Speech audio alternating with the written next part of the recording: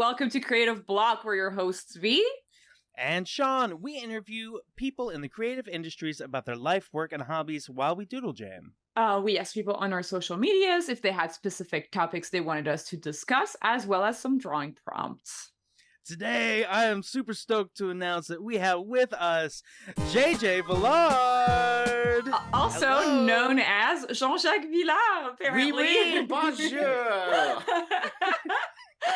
That is so crazy. I had no idea that your name was French. It is so cool. I know. Everyone thinks I'm Mexican. That's just how it is around here.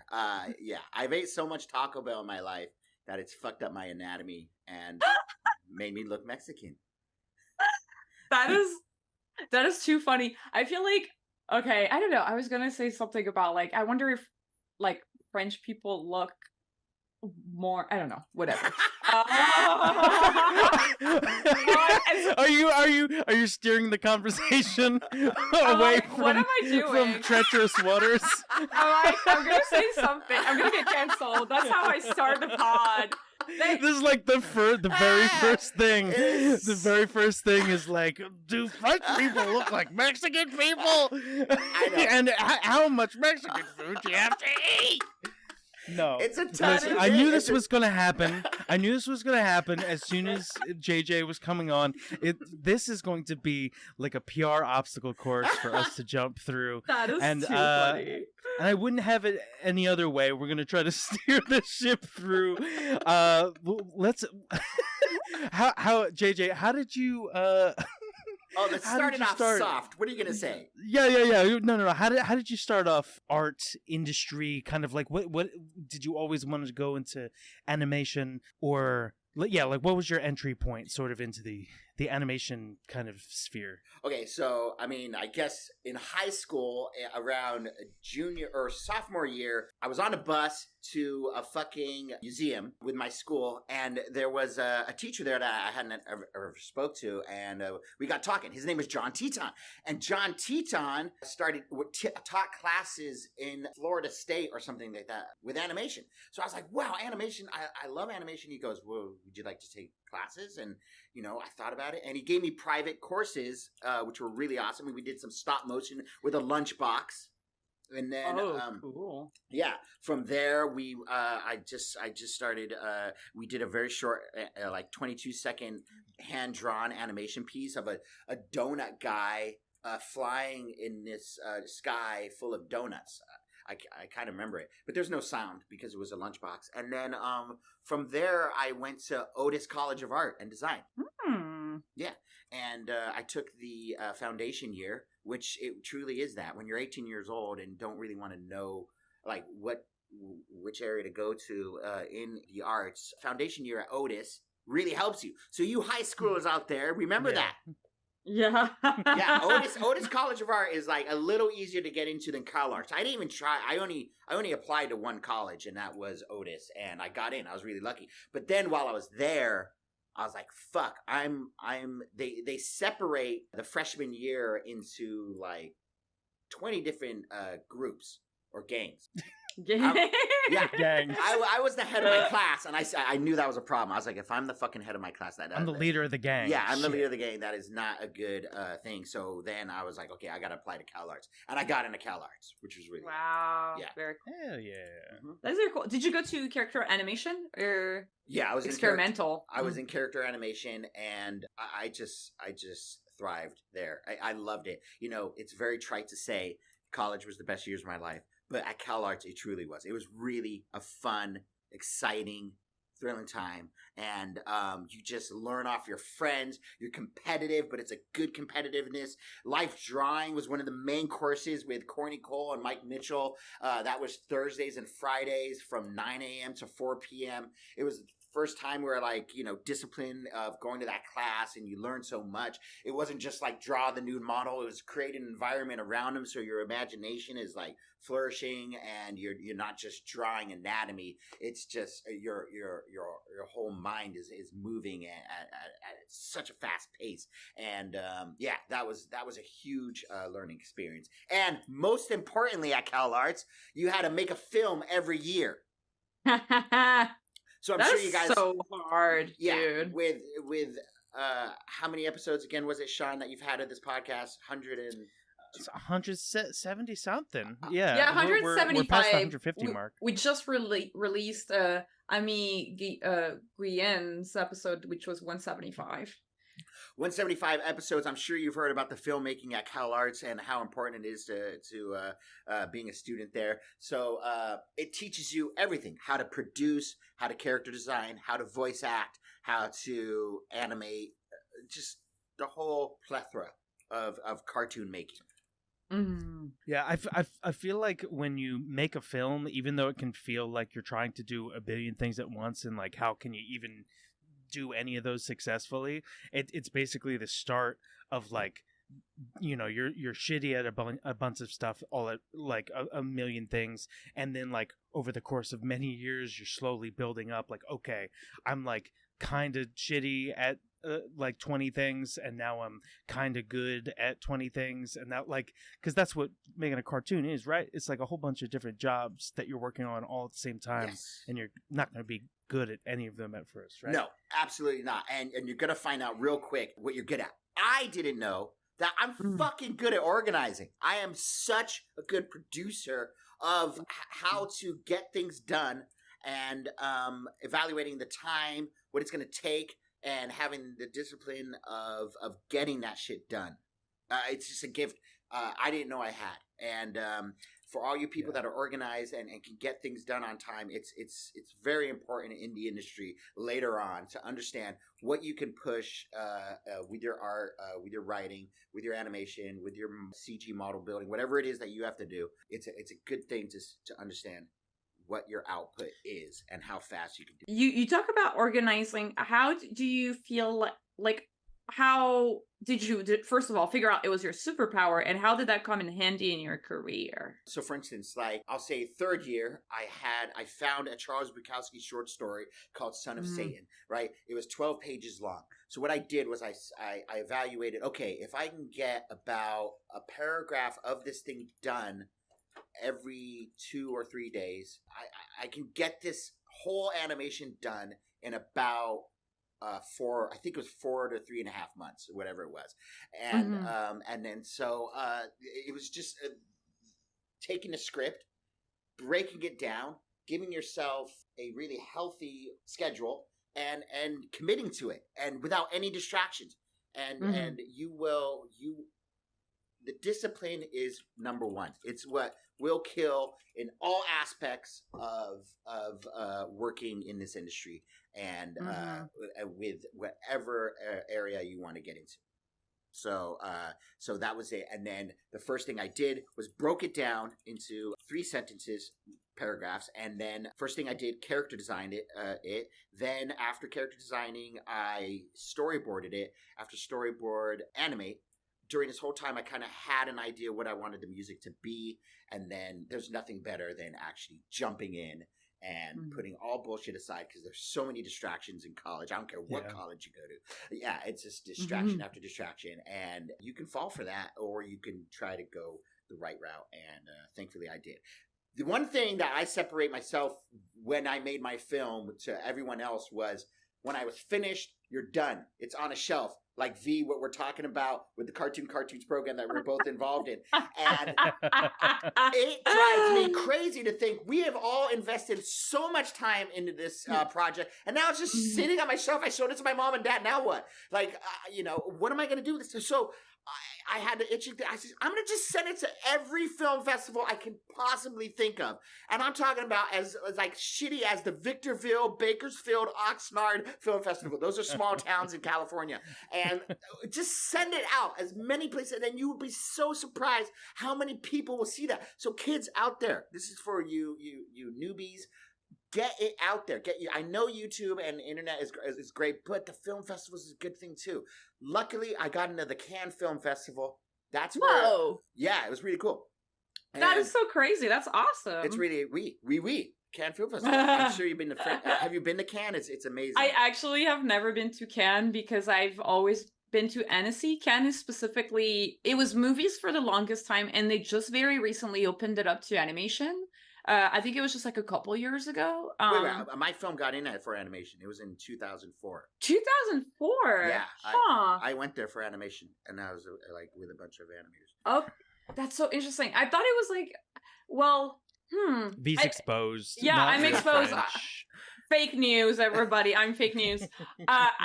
I just thought it was like recent. I thought it was like it opened up to animation like in 2010. But if your film got in, then I'm wrong for sure. I just thought for the longest time, because I've always gone to NSC, right? Because that's like 100% animation. But yeah, that's so cool. That is so cool. Wait, what film was that? What film did you get into? That was the Son of Satan, and then that's when Shrek 2 was out, and the Dreamworks people were there.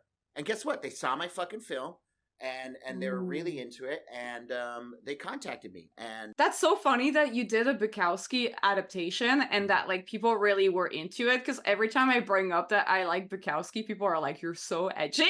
I don't know. It's literature or whatever. I know, it's just literature. It really is. I don't know. That's a very French perspective to have on arts in general. It's just like, yeah, whatever. It's just a fucking writing. You know, it's not going to hurt anyone really.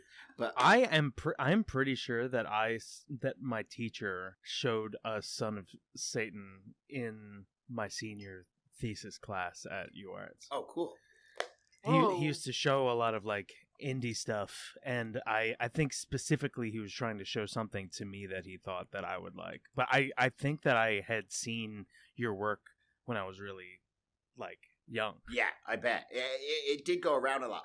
But I mean, if we're going to just do like the chronological order of how it all unfolded, we had a speaker come to our school, Frank Gladstone. That was his name. This is another thing I can teach your kids. Like, even the speakers chat to them after they give their talk, you know, and just say, hey, I really love Pixar. I really love Disney. I really love fucking Warner Brothers. I would love to have a job there. What do I have to do to get in?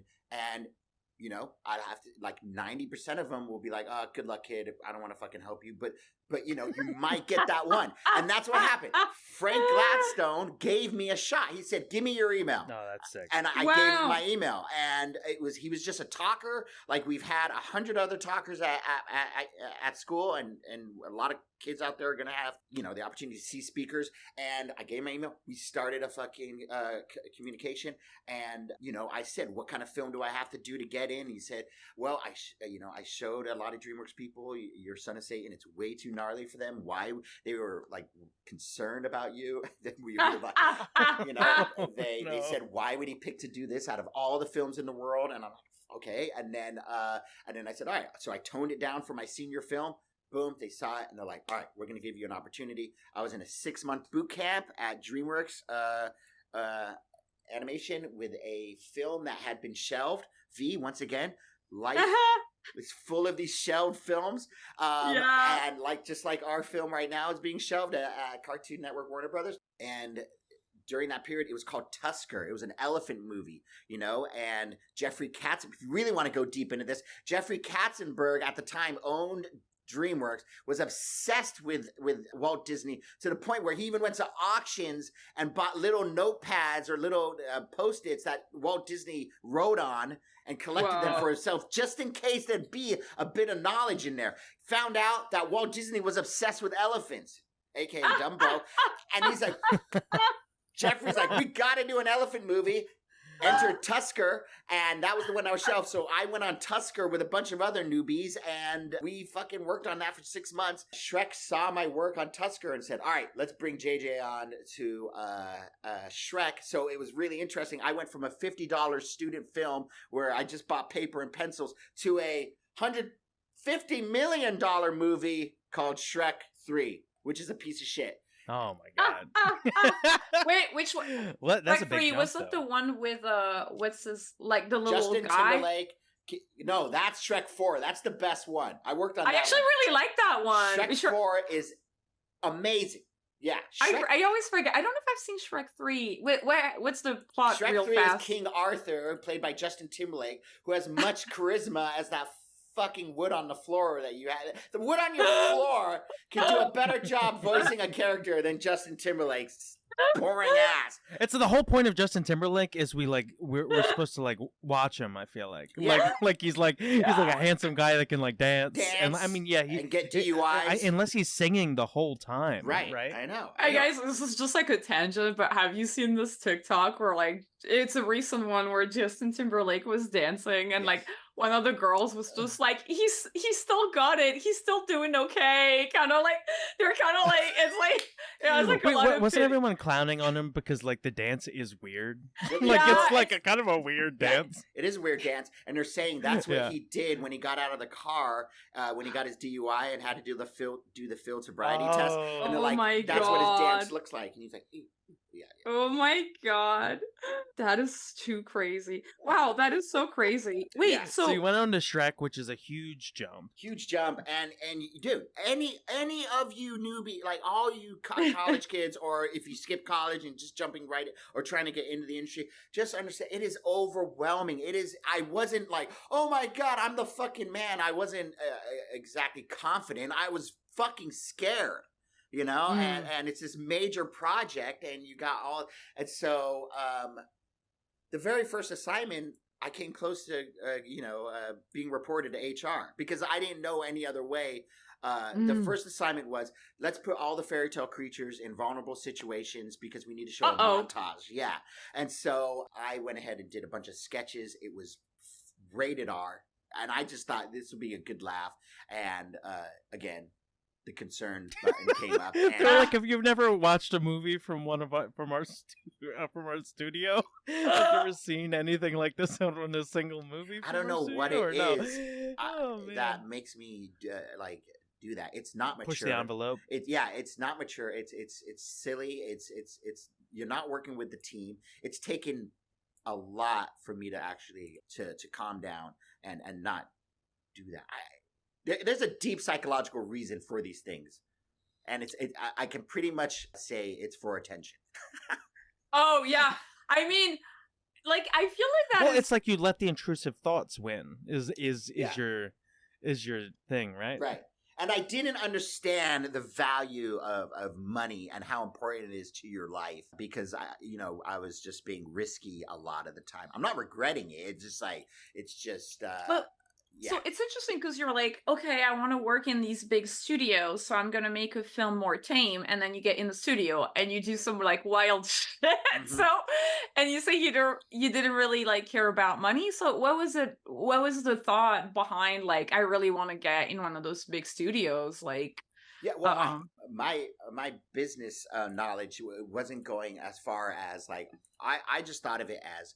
You have to get in one of these big studios. Disney, Pixar. Again, I keep mentioning all those. It was there was also Ice Age, Illumination. Who does Ice Age?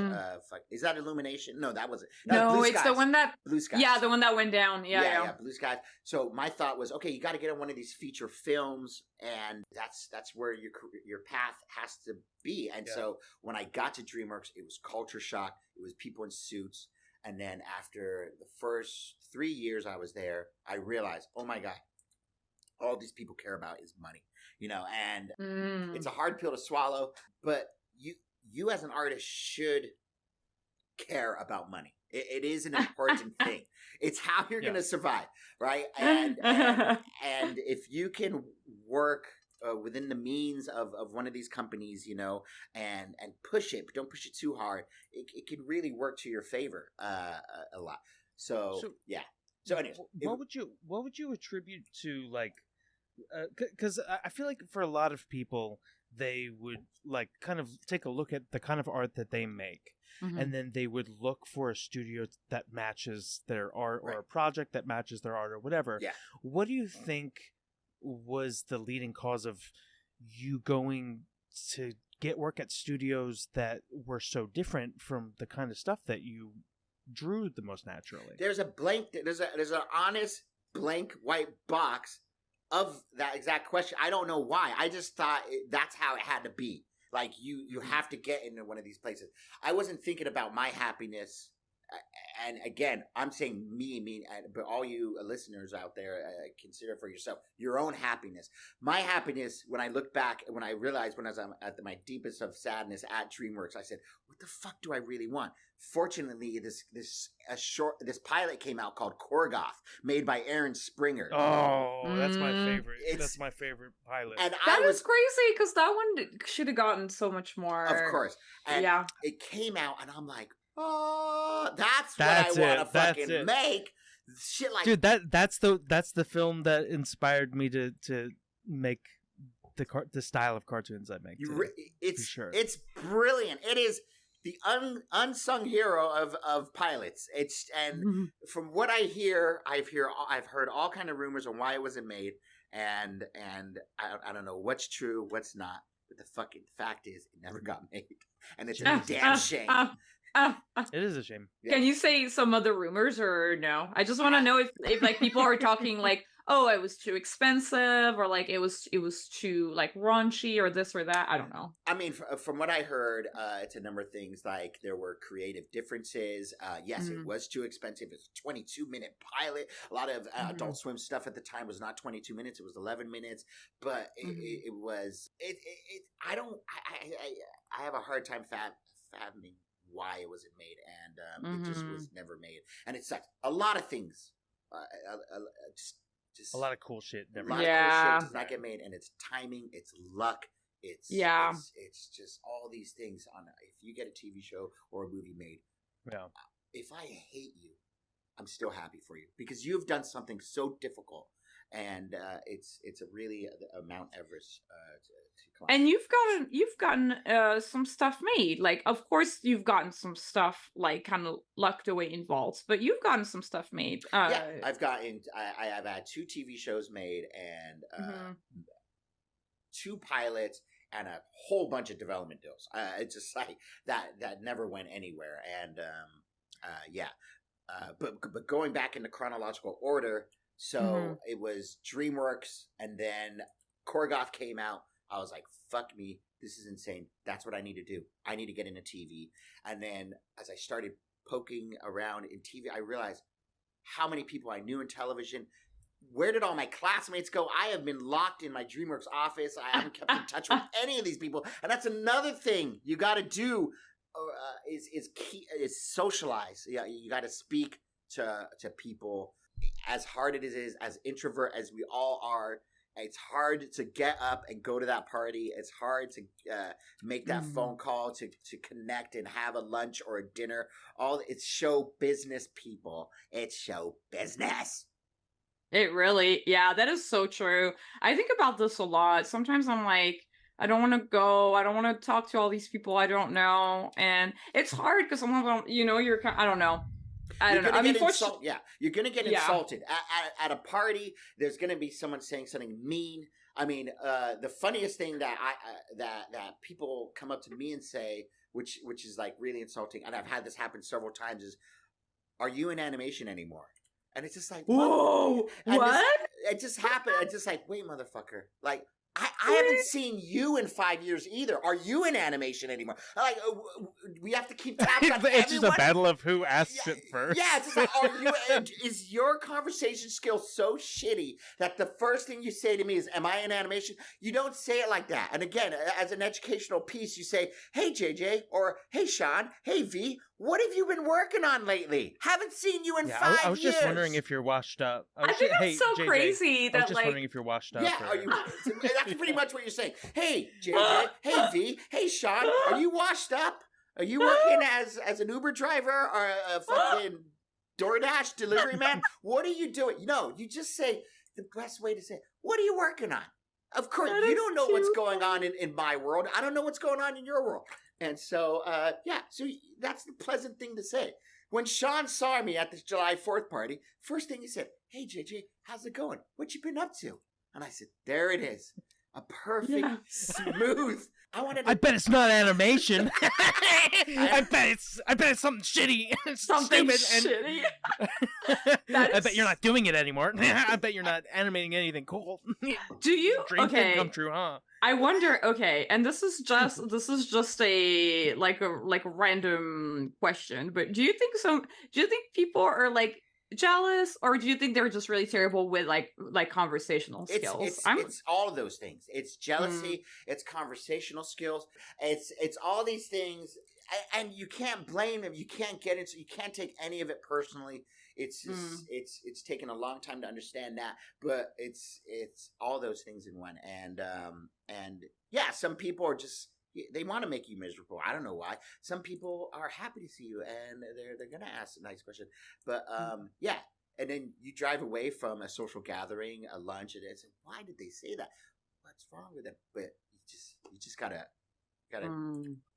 be more powerful. You gotta be strong. You know. That's so funny. Yeah. So anyhow, back to all of it. So I saw Korgoth, and then that's when I wanted to reevaluate the career. And I just said, okay, I need to get into TV. And I was at Comic-Con. I had my booth. I did 2 zines of my sketchbook. Again, another way to get it. I mean, books are great. It's what animators collect. We look at a lot of books. As much as we look at computers, it's just like books are fun, especially if it's a drawing that artist that inspires you. I love looking at books, and I push myself not to look at the iPad, to look at the laptop, to look at the fucking desktop. As much as we can get away from the screen, because it's look, we all work on the fucking screen, but it is fucking our brains up, our eyes up, our migraines, our headaches, all these things. Oh my god, you get migraines? I get the worst migraines. Migraine. Can I just say something about the first time? This is a little bit of a jump in chronological order, but so we can jump back after this. But the first time that I went into your office, because I had an office at Titmouse. I was making a pilot. I went into your office. The first time I remember seeing you in a work environment, you had one screen playing Bugs Bunny. You had one screen playing a movie. You had a stereo that was blasting like metal music, and you had another screen that you were animating on. I know. And you're telling me that you have to get away. You have to get away from screens because you're like mainlining screens you're speed running your daily dosage of screens all in like. I think JJ's just trying to keep the secret sauce for himself. It really is. You shot. I'm trying to get all the screens. You let my secret sauce out, man. My feng shui when I am most happiest, when I'm in the Zen moment, right, is having all those things go on at once. But that is right after I've come up with the idea or the sketch or the fucking the roughs of a storyboard, the roughs of a fucking character design. Then boom, all those things are blasting at once, and it's just I don't know why, but I just like that's how I work. Again, though, when it comes to actually being calm at home after a fucking day at work. Oh, by the way, I'm not going to let go what age does to you. And I will fucking be so sincere of animating in my 20s, my 30s, and now I'm in my 40s. It has changed physically, just how you perform. And there's no getting away from it. Father age gets us all, guys. I know you youngerns think old people suck, but it's going to happen to you too. What? Wait. You worked so long for so long, you know? Like, I feel like you were one of the hardest working people I had ever met, especially at that time. Yeah. Like, I remember I was like, what are you up to? And you're like, I'm working on this show, but also I have these 2 other development deals and I'm working on that right now. Like, you were always working on something, and I was always really impressed by your work ethic. Yeah, it's hard work is mandatory. And that is just something we all have to fucking do, is work hard. And so it's just part of the thing. That's interesting that you say that, because I was just talking to a friend. It's funny, like recently I have a couple people who've like told me like, you have to stop working so hard because you're gonna like your health or whatever. And it's like, but then I was telling a friend, it's like, you know, I don't know, if you go into this industry and you don't really have a lot of connections or whatever, like if nobody in your family is in the industry or whatever, then I don't know, you just have to work really hard to get you know, anywhere. If you I love what guess. you do, if you're in cartoons and you truly love what you do, right? It's not Mhm. work. It's vacation Yes. all the time. And you I've heard this before. You have to love what you do because it is so difficult sometimes when you're in front of that fucking whatever you're animating or working on, right? And it's 11 o'clock at night, and you want to go home. Only an insane person will keep going, and because you got to be insane about what you do. Because if you're not truly passionate about it, you will be like, "What am I doing here at this desk?" At fucking midnight with ghosts and spirits looking at me through the window saying, "What the fuck are you doing here?" And you're shitting your pants. Yeah, it's something you have to be someone who will draw a bunch of Shrek murder drawings. Yeah. And not be worried about getting fired. Exactly. Draw those. Yeah. You just made me realize. Oh, no. You just gave me the antidote of what I should have done. I should have been drawing those things on the side. You know, get it all out of your system, you fucking immature, corny piece of shit. And then give them the fucking real shit, which is what I kind of do now. Yeah. So fast forward because I'm keeping a sharp eye on the clock because I know we have an hour. So to getting through all this, and again, this is all coaching for people who want to do whatever it is they want to do with their lives in animation, which is like really, this is the most bizarre, strangest time in animation history, and we are living it right now. It's because of the transition of streaming. People are losing their jobs. We got AI looming over us. We've got fucking animation studios closing down, TV shows being ripped apart, and IPs are the biggest thing that people are buying right now, which is really sad. Anyhow, so where were we? We left off at had to fucking leave Go to DreamWorks. TV. Yeah. Got inspired by Korgoth. Got inspired by Korgoth. So then that's when I was at Comic-Con. I put together a fucking sketchbooks, zines. People were like, "Whoa, these are awesome. These are awesome." Bumped into an old friend, and she said, "Oh, they're doing this thing called Cartoons at Cartoon Network." This was 2010, right? Or 2000, yeah, around then, right? And V, that's the generation before. They do it every 10 years. They do cartoons. It's crazy.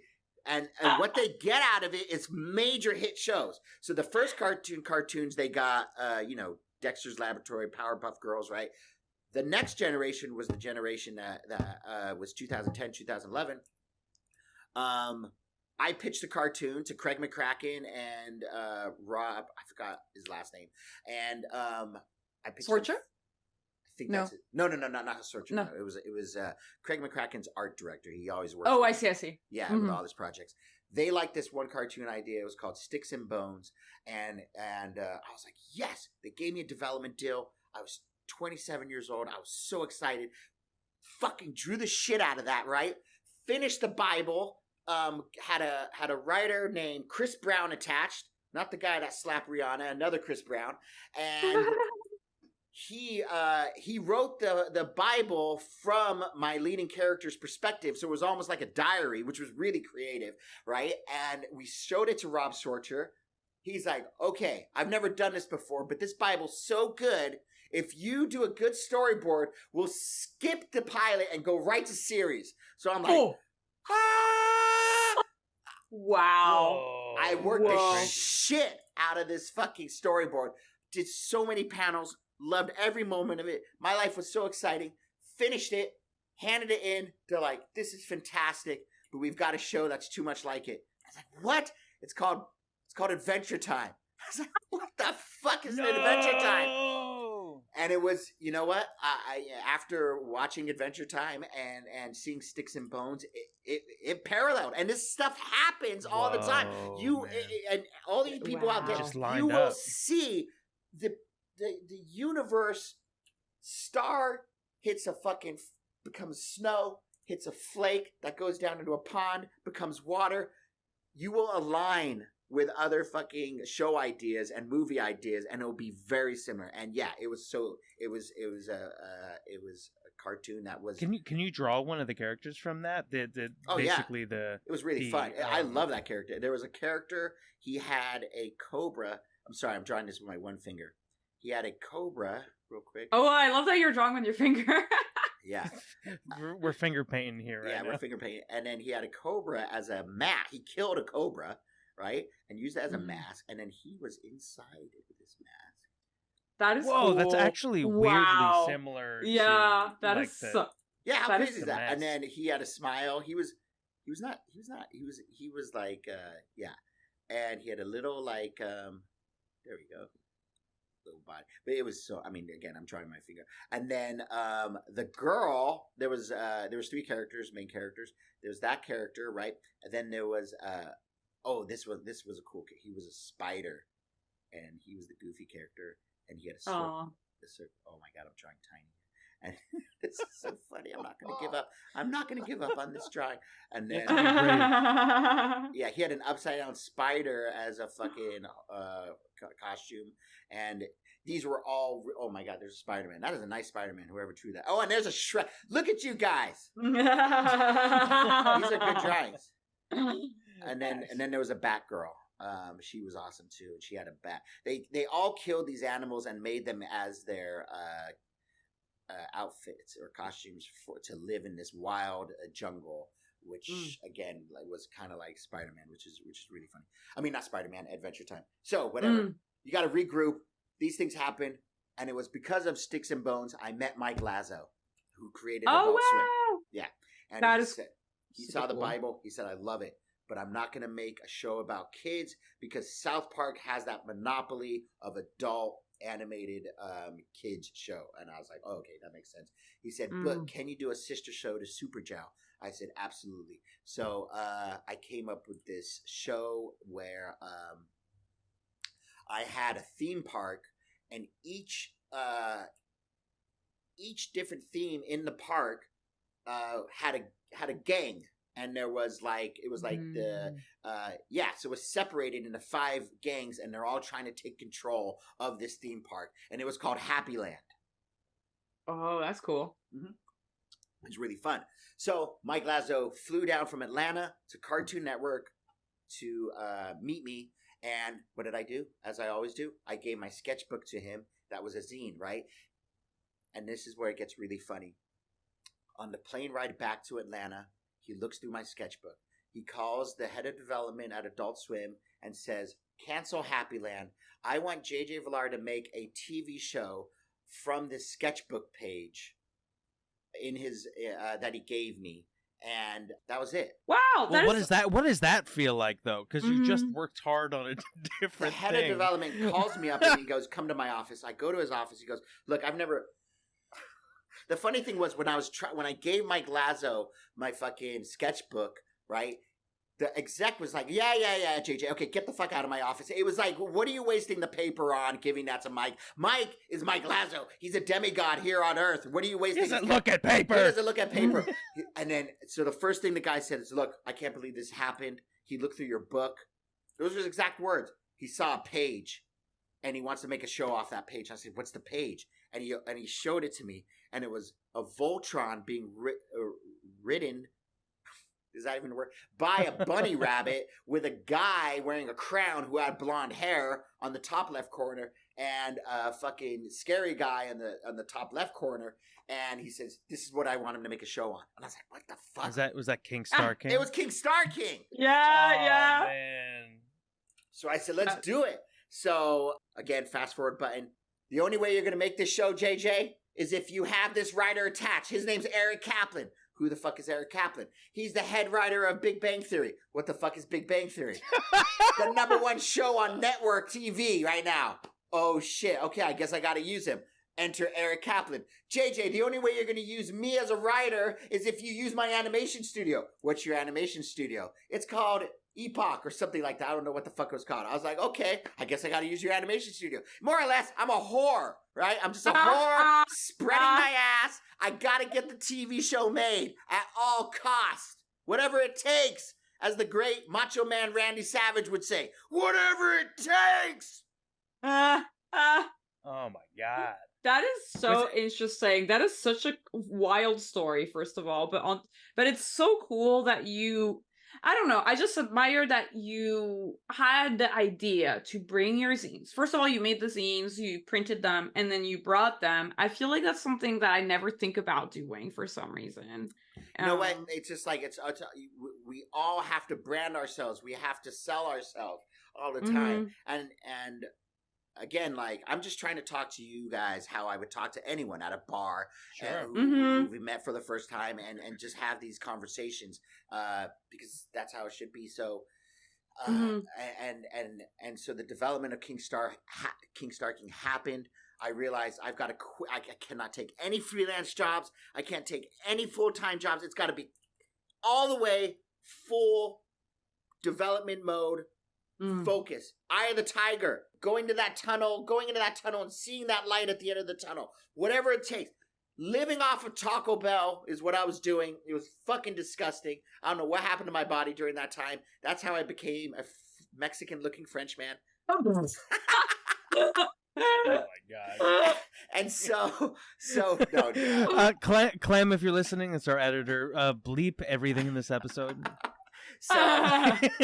So whatever it was, we made the pilot, and that was not easy to complete. It took about a year and a half to do an 11-minute cartoon from beginning to end. It took a lot. It's scary. I feel like with King Star King especially, it's almost like you were like, hey, I want to pack a 22-minute thing into 11 minutes here. Like it almost feels like the amount, not in the storytelling, but in the animation that you pack in to such a short amount of time. I mean, it's like it's insane, and I'm sure that people have told you that the way that you do animation, at least on that, is like that has to be hard on you.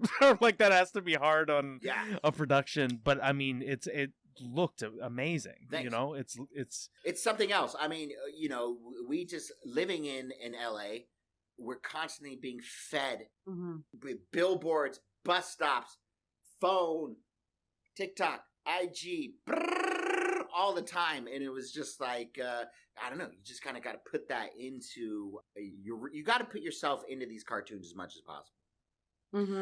So what was it like? You know, your show comes out. It was one season, right? It was one season. Was it one season? Well, and then so what happened was, about midway through creating the series, Mike Lazo calls me up. Now this is so sad. I shouldn't say that. This is gonna hurt me because of just how this all went down. He calls me up and he goes, JJ, and he's got a thick accent. I'm like, yeah. He goes, I can't put this on Adult Swim. I'm like, when the head of the network of the studio says that, it was a satellite moment. I've never really had those in my life, but I saw myself through a satellite, just like in Google, when you Google map something from far away, and it just went, woo! Like right down to... It's like, I found another drawing of yours, and I'm canceling King Star King. Wow. There's another drawing I want you to make a show out of. And he's like, that is so crazy. Yeah, and he just straight up said, I can't put this on. I'm like, what? He goes, it's borderline pornography. Oh my god. Well, he wanted a sister show to, I mean, like, Super Jail is extreme. Like, he wanted... but I do think there's this weird thing that I've noticed is like you can go so far with violence, but sex is like a whole different topic. In America, not in France. In America. Yeah, in America, because in the Bible Belt, it is and if you look at Turner at the time, Turner's on the Bible Belt. It's in Atlanta, and there's a strong Christian, Catholic fucking background with all these companies. Whatever it is, you're absolutely right, Fee. And so I said, shit. So this is before it came out? Like you were... This was before it came out. And we were like, oh my God. So we had to have a blitz meeting. How are we going to do this? We came up with all these ideas. And Lazo calls me up and he goes, well, we thought of a way that you can show this. And I said, okay, what is it? He's like, you're going to be our first internet cartoon. And I was like, okay, that's pretty cool. You know what? I'll take that. And so he showed it on adultswim.com. The viewership was through the roof. And then, I don't know why, again, these things happen behind your back. They showed it on Adult Swim, but at 4 a.m. But you didn't know about it. You didn't even know it was going to happen. Yeah. That's crazy. It was funny. So my demographic was cokeheads, cocaine heads and like all these people coming down from parties, and it did. To be fair, that's a great cartoon to be playing at an insane party. That's true. That is true. It's That's like true. I feel like that's the cartoon I would want to watch Just if I the were. main demographic is people on a bender, just fucking like, oh. Yeah, I know. You're coming down from your bender, and then King Star King comes on. It's like, oh fuck. So, anyways, that happened, and then that was it. So King Star King, they said we'll call you back. And this is the thing studios and networks do. They never say it's canceled. They'll just say we'll consider it. Right. So again, what happened? Old school JJ kicked in from CalArts. This thing's just sitting there on a shelf. V. Once again, the shelf. That shelf has so much shit on it. It's overloaded, dust all over these things. The shelf is bending under the pressure. It's cracking. So I said, what am I going to do with this? I'm going to start submitting it to festivals again. What did I do? I submitted it to the Emmys. What did it happen? It won the first Emmy Award for an animated TV show on Adult Swim. What did they do? They so that was you that did that. It wasn't even... That was me. Oh, God, and I didn't even crazy. know how to submit. So I submitted it, right? I went to Kinko's. I said, I made these character pages, right? Completely off the template of what they're used to seeing. And then the funniest part was... I laminated all my pages so they look like IHOP or Norm's menus. That is too funny. Wow, that is so fun. That's so great. I went to the academy. Yeah. I dropped them off in the Kinko's bag. I fucking picked up from FedEx Kinko's, right? And the girl looked at me, and it was right then I should have known something was up. She kind of like looked at me, the brown paper bag, and she smirked. And I was just like, oh, she must be happy for me or whatever. The truth was, looking back at that smile, she thought, this is cute. Look at this artist submitting his fucking Emmy Award consideration nomination in a FedEx brown paper bag with laminated Denny's menus in it, right? So that was it. I won the Emmy. Adult Swim didn't know what they sent me. They never, they sent me a shitty champagne bottle, right? And I was like, quippy. And again, they didn't even post it on AdultSwim.com. They posted it on their like sister website, which was like Adult Swim WeCareForYou.com or whatever it is. I don't know what it was. You know what's funny about the like bad champagne bottle? Like one of my friends self-submitted some of his boards to the Emmys, ended up winning the Emmy, and he got a shitty champagne bottle from the studio because you have to pay when you submit on your own behalf. Out of your own pocket, it's out of your own pocket, and it's hilarious. Oh, the one thing I learned though, which is an upside. There's a lot of upsides to this. I'm skipping over them. I'm giving you guys the big learning lessons, the dramatic moments that happen. But a really great way for artists to make money, which I was able to take advantage of, was I storyboarded, directed, and character designed them. Anne was the executive producer. I got 4 incomes coming in at once. Oh, on King Star King? On King Star King. So you're making a whole shit ton of money. Tons of money. Tons of money. I'll be honest. I'll give you the exact number. It was $350,000 I made that year. Whoa. Yeah. And that's from doing several roles on the show all at once? All at once. So, most studios won't allow you to do that. But Adult Swim, having been at Titmouse, all being so guerrilla, they didn't care. And I handed in everything on time, so they really didn't care. And I was so into... making those character designs and drawing the storyboards. I was having a blast. It was an adrenaline rush that was like no other, Was honestly, it only you bordering the show? Mm-hmm. That's so crazy. That's so insane. That's really cool. I feel like that's the thing. I feel like that's the dream. I think like honestly being able to do that, to like get paid to make your own fucking cartoon with that much control is pretty much the dream. It is. It really was. It's the dream for people like us. Yeah. I feel like there's some people who are like, that's an absolute nightmare. You have to do all those jobs. It was what so the fun. hell? I'm only good at one of those things. Oh, yeah. Yeah. Oh, absolutely. Yeah. You're so right, Shot. It's when you have the passion to do all those things. I didn't do any of the writing. Like the writing, I gave to a whole writing crew. They did it all. And I was like, okay, the script is the Bible. It's all been approved. Let's go. Let's have some fun. So anyways, we got to fast forward because I'm looking at the clock and I don't want to miss out on anything education-wise for your listeners. Adult Swim fell in love with me again after that. You know, it's the cool company, but it's kind of uncool to win an Emmy. You know, because they are the rebels of the industry. Yeah. But that was too funny. I never thought of that. That is so funny. And then Rick and Morty came out, and their whole ambition was to fucking kill the TV ratings and win Emmys. So this kind of like changed the whole way a lot of people, executives over Adult Swim, kind of like, yeah, we should win Emmys. How cool is that a rebel show wins an Emmy? And then, but that was after King Star, because they're like, whoa, we won an Emmy. What the fuck? What do we do with that? So, So then King Star, Rick and Morty came out. Love Dan Harmon. And a lot of my crew went over there to Rick and Morty. Oh, okay. Yeah, and it was funny. And then I was on a plane with Dan. We didn't know each other. And I just remember he was sitting 2 seats in front of me. And it was 7 a.m. in the morning. He was pounding double vodka after double vodka. And I was like, holy shit. The fucking, what do they say? The folklore is real. This boy can drink.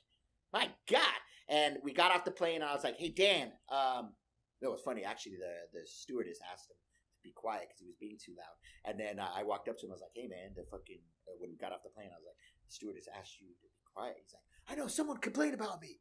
What the fuck, man? I was like, that sucks. And I was like, he's like, who are you? I'm like, I'm JJ. I created a TV show on Adult Swim. He's like, great, nice to meet you. And then I said, yeah, a lot of my staff, my crew went over to you. I'm Rick and Morty. He's like, hope that wasn't a problem. I'm like, no problem. I'm happy for artists to thrive. Sean, that's why when you called me up when we first met, and you're like, dude, what do I do to get this fucking show kicked off? Oh my God. I was like, no, that was you really were. You were the first person to really, really take time. Like, you had nothing to do with me. Like, but I remember when I got my first development deal and I got my pilot thingy optioned. I was like, I have no clue what to do. And you had an office nearby where I was working, and I remember you took me out to get some food, and you just laid it all out, and I really appreciated that. Yeah, we went to Formosa Cafe, a legendary spot in Los Angeles. You got to go there, guys. It's so fun in there. It's so dark. It's red booths, and here's a problem. And I'm gonna say this again to all you young listeners out there, dude. Don't hold in shit. Like, it's good to tell people how much you made, right? It's good to, because this is what they're trying to do. The fucking system's trying to make you guys not discuss, not talk.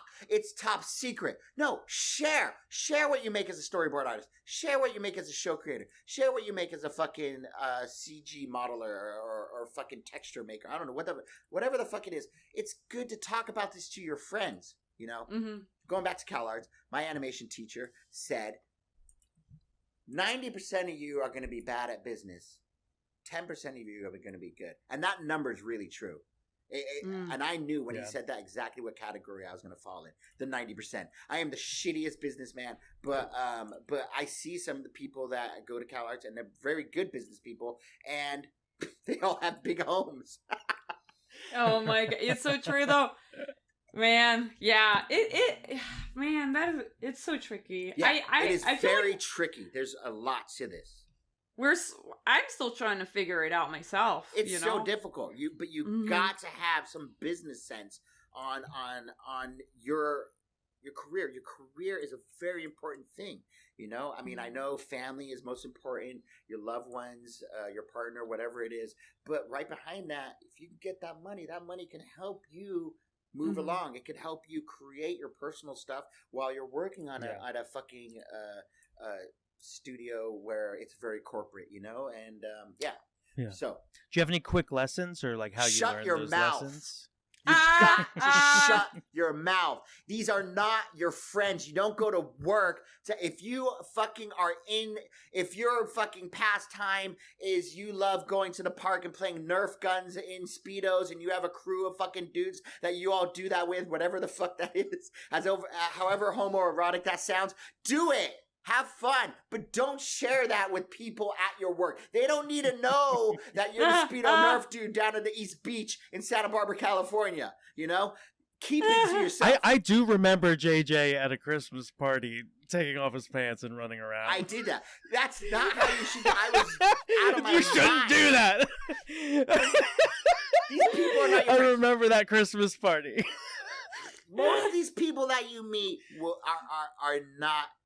I know it sounds shitty, but out of like my life in working in cartoons, I've only had like, I'd say, which is quite a lot, I guess 10 relationships from the industry that really means something to me. That people that I can call up, you know, and just be like, this is a real homie. I can share real shit with them, right? And that's out of thousands of people that you meet, right? And you got to shut your mouth. You know, and it's a difficult thing to do when they're presenting work and you're falling asleep and you're like, fuck, I gotta stay awake. I gotta make sure I show enthusiasm on this crew. I gotta fake it till you make it. That fucking old quote. I think that is like so true, and thank you so much for saying that. I definitely think that was like one of the hardest lessons that I had to learn, and that, you know, it's hard when nobody's telling you it, and that the way that you have to learn it is all of a sudden, you know, they're like, actually, bye, and then you're like, what the fuck happened? And it's like, it's a language, and these people speak it, and there's a whole, I call it executalk. There's a whole executalk, right? When they say to you, and this is just one example of a million, JJ, you show so much energy in these meetings. We'd love it if you, bring down the energy. That straight up means you talk too much. Shut the fuck up, JJ, right? That was the first reason I was fired. Yeah. That was the first job I was ever fired from. I got hired as a junior writer on a show, and I got fired in 2 days because I couldn't stop pitching like stupid ideas, and they were trying to like think of like plot stuff, and I was like, what if he has a skull for a face, you know? And they were like, we're trying to fucking figure out Act 3. God damn it. The enthusiasm can work against you, and you've got to bottle it up, and you've really got to pick and choose when to talk. What I've learned, again, is the time to talk is when you're presenting. When you're presenting your storyboard, when you're presenting your character designs, when you're presenting your backgrounds, when you're presenting your animation, all cards are out. That's when I'm going to be JJ. And not rated R JJ. Smart, intelligent, talking, selling my idea, whatever it is. And then that's it. That's one lesson of many lessons, right? Executalk is a full-on thing. And you'll learn a lot about it. I've got other examples I'll share with you. There's this one really crystal diamond moment, which is Executalk at the fucking 10th power. And I'll share that with you guys when we get to it in chronological order. So next what happened was I had many other development deals, right? Working all of them at once. Making money through development, living off of development is very difficult, right? It's not Taco Bell meat exactly. It's a little bit better than that. It's like Fat Burger eat, you know, like, oh wow, I get to eat somewhere a little bit better than fucking Taco Bell, right? So living off development, having different developments with different studios. It sounds cool, but guess what? You are now the person that's known around town, and this town is small, as we were first saying, but in the pre-talk, as the dude with a lot of development deals going on. That's not a good thing to have. Too many development deals. That says, hey, you know, you're not focusing on my show. It needs to be Disney. It needs to be full on Disney X, whatever they call that for the older children out there. You need to be focused on your kid show and not anyone else's. So either way, did another pilot called Trap Universe. Did several animatics for pilots with other studios, and lucky enough, I then created a show called JJ Villard's Fairy Tales that got made into another cartoon on Adult Swim, and Super fun. Yeah, it was really a fun cartoon. There again, it's learning lessons. There's parts of that, and I was like, oh shit, I should have done this, should have done that. Whatever. It was exciting. Storytelling was the main focus of that one, and trying to make people laugh. The show did well, right? Mm-hmm. Unfortunately, this was when Mike Lazo left the studio. So now, as all networks and studios and corporations, when the new guy comes in, he wants to reign power overall. He wants to most likely get rid of the old, in with the new. And so the very last wishes of Lazo, as he was already out the door with the few comrades he left behind, was let's bring King Star King back. So they were in heavy discussion about should we make it a series or a special. They went with the special, cheaper, easier thing to do. So it was a special, and that's during the Michael O'Lean era of Adult Swim. Sean, I know you know that name. Yeah. I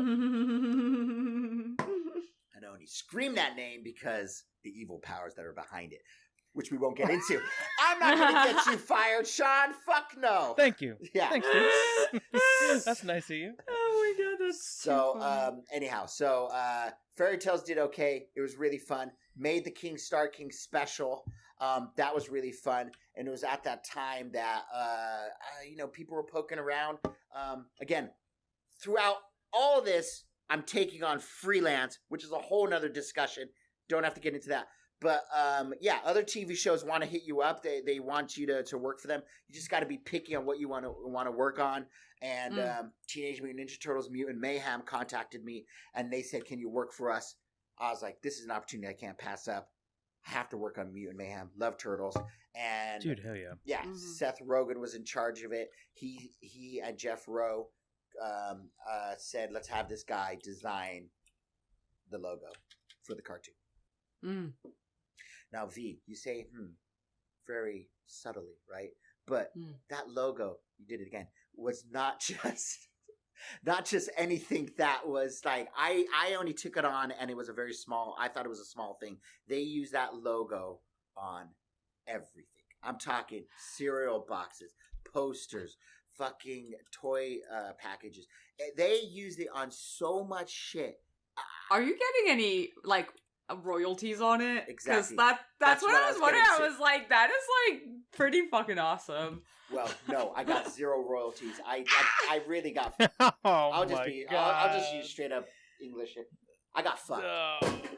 Oh my god! I know. That's why I was just saying your little was exactly how I was when I was like, I saw the email. We would like you to work on Turtles. I went, I went, and then they're like, we like to do the logo, and I was like, But really, what I should have been saying is, money. But I didn't. Yeah. I didn't see the money. I didn't foresee how much I could have possibly made, and yeah, these things happen, dude.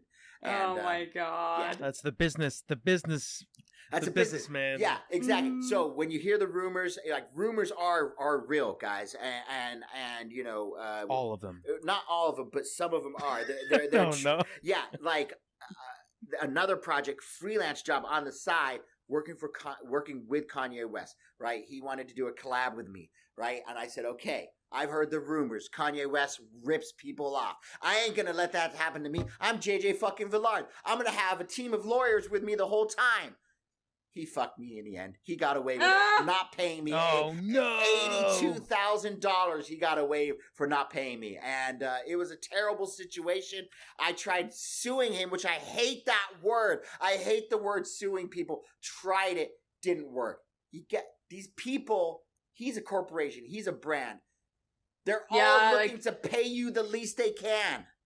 They have. He's got like an army of lawyers. It's like impossible. Right. Yeah, dude, what a scumbag. Yeah. That is crazy. Yeah. That is so insane. Wow. Yeah, it's insane. But that's. But you can say you got fucked over by Kanye West. Oh my god. You know what? It's not cool to. So lucky. It's not cool to share your defeats, but like that one is one that happened. You know.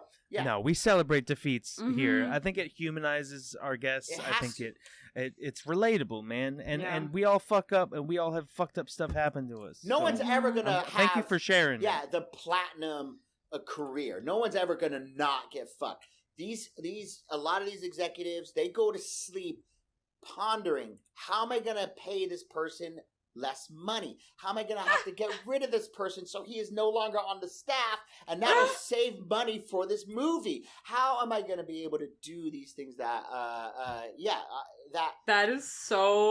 that is way too true. We as artists can't even comprehend, because we're worried about pleasing them and doing the right design, doing the right storyboards, making the right TV show, doing the right movie. We're worried about that. Meanwhile, there's people that are just thinking, I gotta get rid of that dude. I don't want him a part of this project.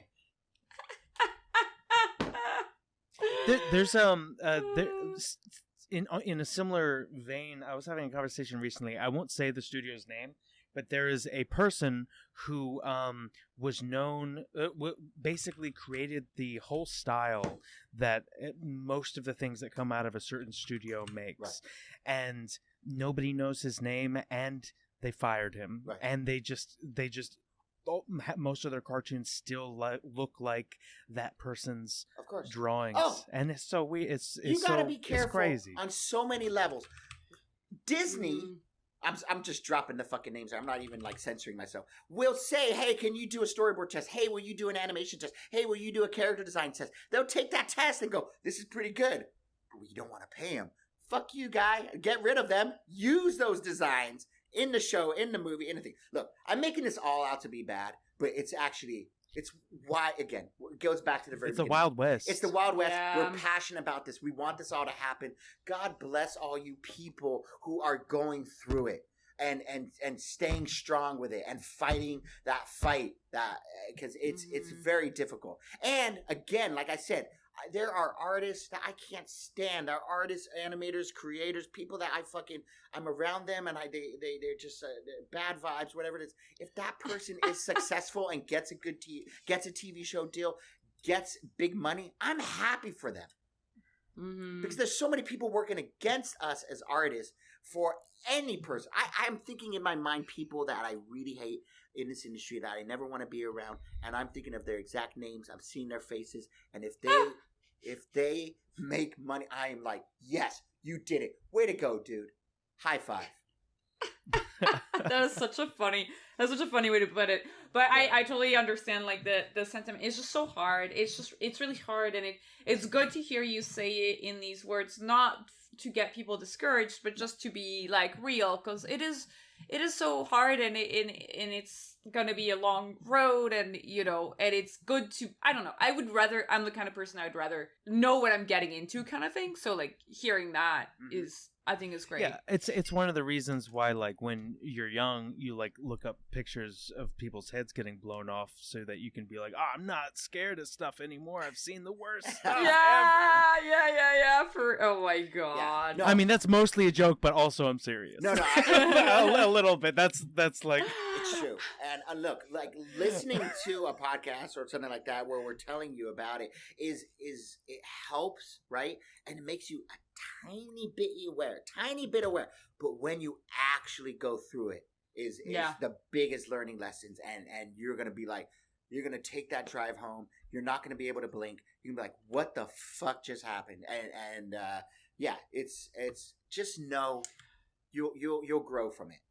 I do think it's really nice to hear you say it once again, just because it's like you said, like because when I was like a quote unquote, I guess, kid in animation, like, I just started my career, like someone was like warning me, like, this is what they're going to try to do. Yeah. This is how they're going to try to fuck you over. And I was like, great, now I know, and I won't get fucked over. No, you still do get fucked over. No, they come up with new ways. They're tricky. They are so sneaky. Yeah. Yeah.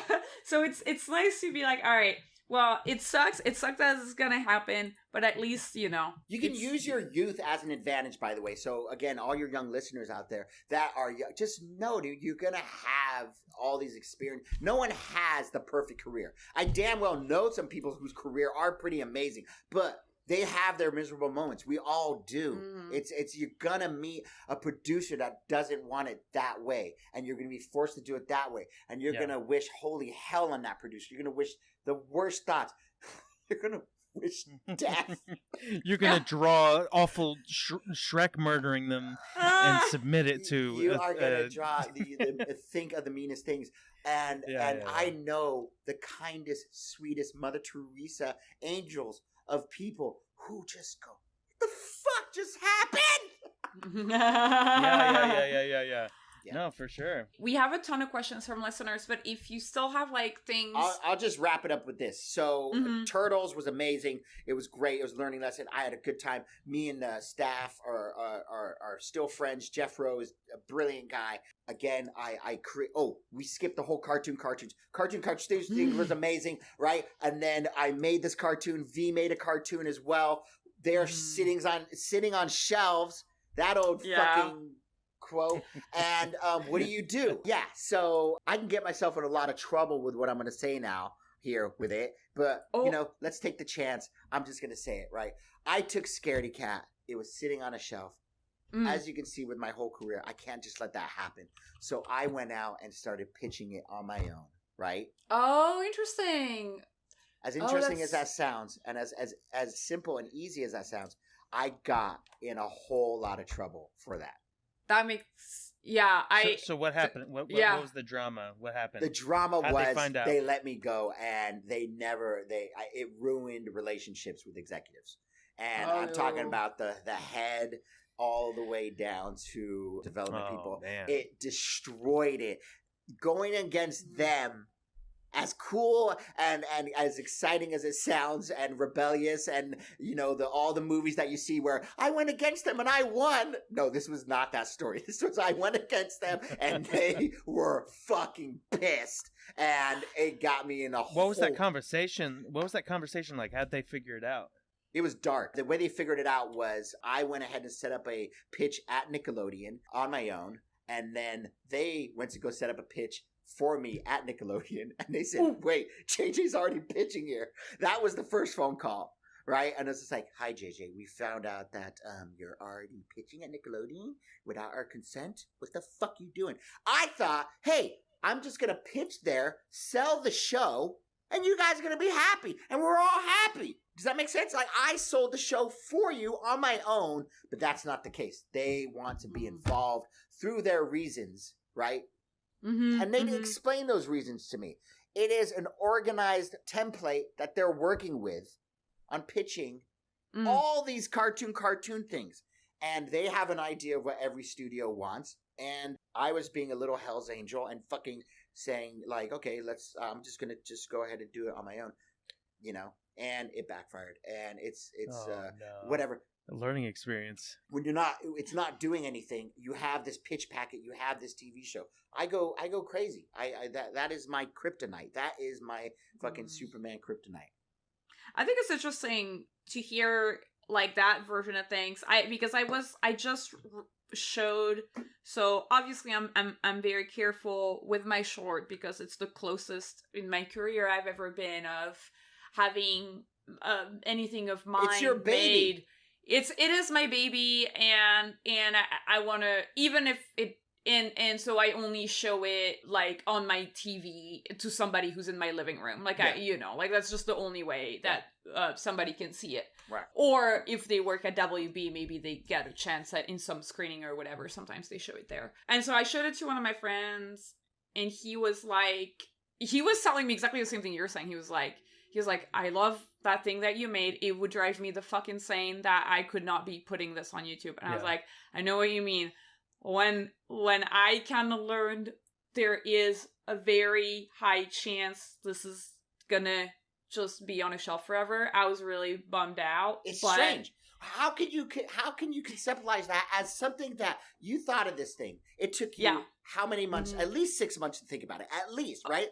Then you got to go to the stage. If you really want to go through it all, then you had to pitch it to a committee of cartoon jury, right? They've got to approve it. Oh, wow, I got the development deal. Then you got to come up with the idea for the short, which is a 7-minute short. You got to not only come up with the idea, you got to come up with the story, the animation design, the music, all these things. And you're forming this thing. And then they say, yes, we love this V. This is so amazing. What studio do you want to use? oh my God, I want to use this. Oh my God, you did it. Congratulations. You're all finished. And it takes about what? It took about 8 months to finish, 9 months maybe, you know? I would say almost a year. Almost a year, because I'm just talking about the whole stage after you got when you got the development deal. It takes about a year. Yeah. It takes a year. Mm-hmm, and then you're like, great. You finish it. You're like, Eureka! I did it! Next step, make this thing into a fucking series. Have the world see this show and all its characters being developed. And we're gonna have so many adventures and stories that we're gonna take these through. You're going to bed dreaming about the happiness of escargot, the flavor, and then also the eureka of just like, oh my God, my relatives and my family. I'm going to call up mom and dad and tell them, you're going to be so proud of me. I told you that little thing I did drawing as a child was going to lead up to something. Here it is. No. Done. Yeah. It's shelved. No one's ever going to see it. What the fuck do I do? Enter JJ VILLARD. Revenge of the Samurai. He's going to take it out on his own. He took it out on his own. He pitched it to 6 different studios. They found out about it. Holy fuck, you're blacklisted. You will never work at this studio network again. I took the chance. I'm the guinea pig for all you guys. So that's what you get when you fucking try to go get it made on your own. So thanks for doing that for us. Yeah. Thanks. Because at the end of the day, you know, we were talking about how connected everyone is. Yeah. And like, it's a small industry. These executives talk. They know each other. They all know each other. Yeah, dude. Yeah. Okay. So there's not like it doesn't end there. I'll just finish it with this last thing. Yeah. Enter Spider-Verse. I got a call from listen to this, guys, a LinkedIn message, which I've never had. I just do LinkedIn as like I don't even do LinkedIn. I thought it was spam. A lot of people hit me up on LinkedIn personally and say, can you get me a job? Can you get me a job? I'm sorry, guys, just as if you did that are listening, I don't use LinkedIn. I don't ever fucking if you want, the best way to get me is Instagram, and that's it. But I thought this was spam. Sony said, hi, my name is Carlos Velasquez. I'm a recruiter at Sony. We're interested in meeting you. I said, sure. It just happened within a week and a half of that LinkedIn. I was working at the studio. That is awesome. Holy shit. Yeah. How'd you like the gig? Because you're character designing? Character design and character developing. So that's like a task that there's so many hundreds of Spider-Men. Right? Mm-hmm. They need backstories for some of these guys. So not only am I designing some of them, I'm also in these drawings giving them backgrounds. Like world building. Exactly. So they give me a character. Unfortunately, I can't say any of their names. And they say, okay, JJ, we want you to design this character. Also give me a little bit about his life and all that stuff. Show me his origin. Make it up. Do it, whatever it is. If we like it, we like it. If not, not. And so, yeah, that's what it's been. And it's been really fun. It's been really exciting. Spider-Verse, I've never worked on a superhero movie, especially a Marvel one. It's like, again, going from CalArts to working on Shrek 3. It's just the same. It's just right to the top. Spider-Verse, huge thing. I get to see how these people work. It's insane. This crew is just got so much talent. The pace is huge. Every Tuesday, I have to present to the directors. You don't have to, but I just like to, and every Friday you present to the art directors. And Sean and V, coming from TV, we work so much faster than feature people. Oh my God. We are that's lightning. crazy. They look at us and like, where is this all coming Superpower. from? Yeah, it's just a superpower that we have being in TV. We work, I am not joking, this is not an exaggeration of a number. I've been honest with my numbers throughout this whole podcast. 5 times faster than feature people. Mm-hmm. And that's it. So that brings us to this day. We could go ahead and answer those questions, and I'll make sure. Yeah, we have so many. You could just like lightning round it a little bit, Sure, I'll be short answer. I want to give a quick shout out from Instagram. Christy Caracas is asking, what are some of the differences, pros and cons, etc., working on adult television animation at Adult Swim versus working on a feature like Spider-Verse at Sony? That's a good question. Is that the end of it? Sorry. And the second part of the question is, what is one of your favorite fun, crazy, good or bad stories while you were at Adult Swim? That's going to get me in trouble. The first part, I'll say Christy Crocus. I know who he is. He's the creator of Super Gel. He's a genius, and I don't ever use that word lightly. He's brilliant. Again, one of those moments when I first saw his cartoon, it was a holy moment on Earth. I don't know if you feel this way too, guys.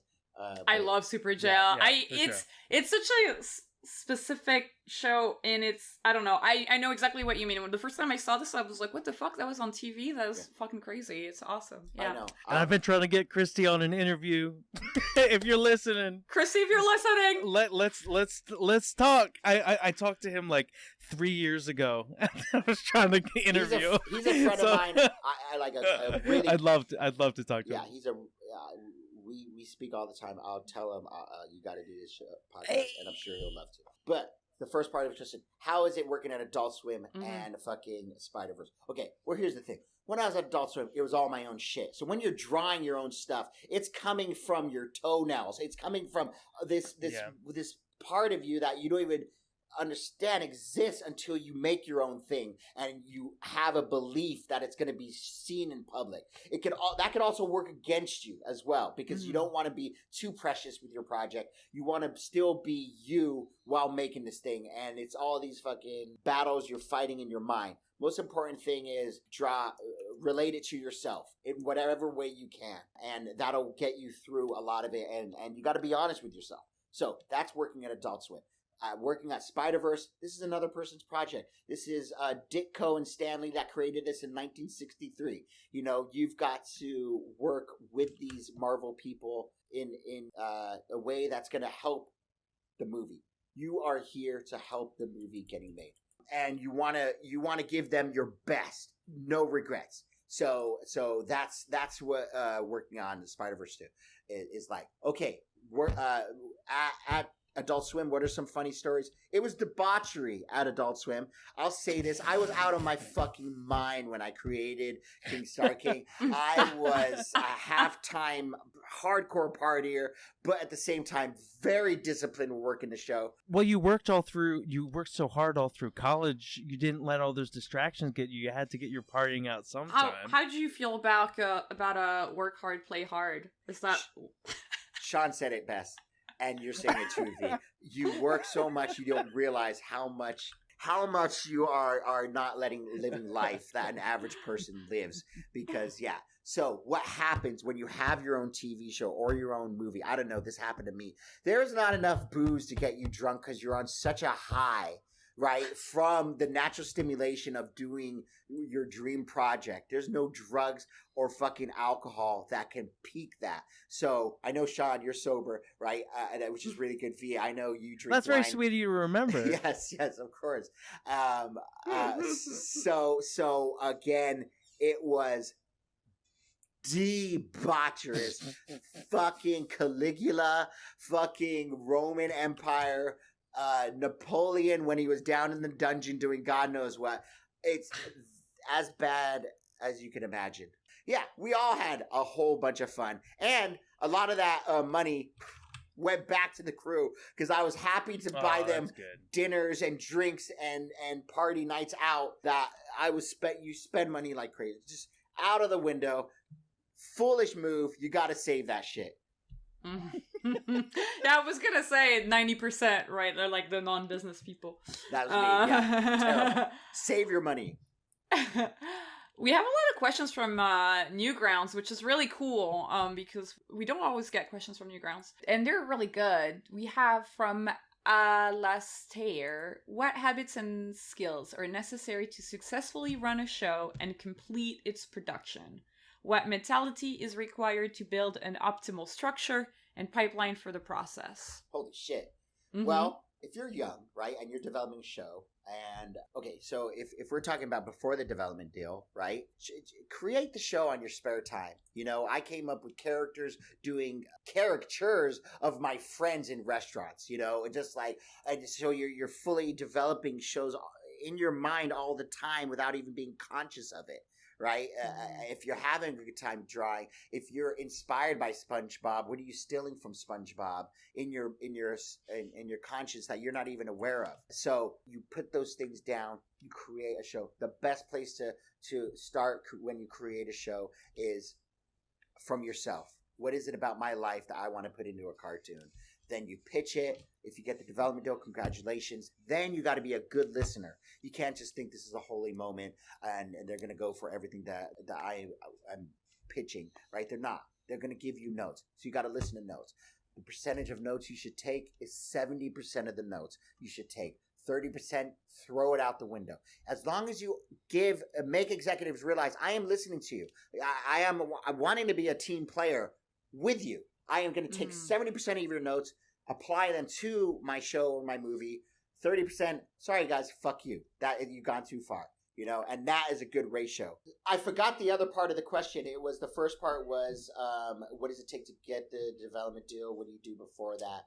And then what was the last part? Yeah, what mentality is required to build an optimal structure and pipeline for the process? Okay, you got to be super focused and disciplined. As much as I talk about that, I don't party anymore. My life of partying is done, and it's not because it's truly I exhausted it. I'm over it. It's just I did all you could fucking do with that shit. I'm so bored with that shit. But when you're young, you love to party and have fun. So you got to have discipline. Discipline kills.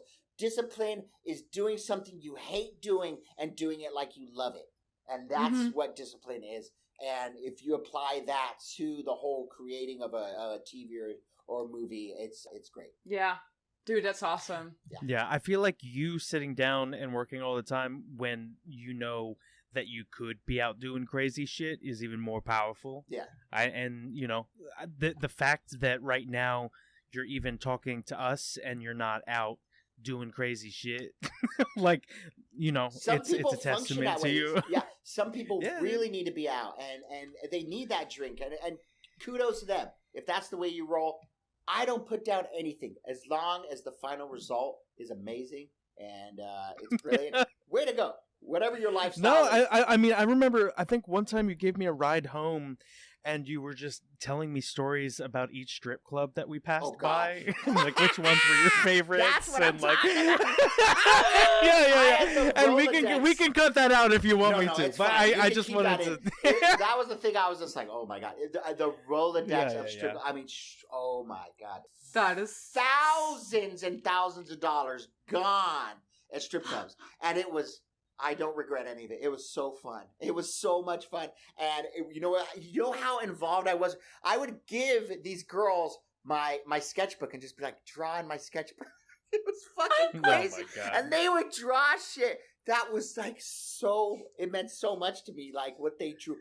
Because you could feel, it was like Toulouse-Lautrec going to the brothels and drawing those things. It was just so much fun. And it all related to cartoons, believe it or not, in every It's way. research. Yeah. And it's research for something later. The strippers drew in your sketchbook?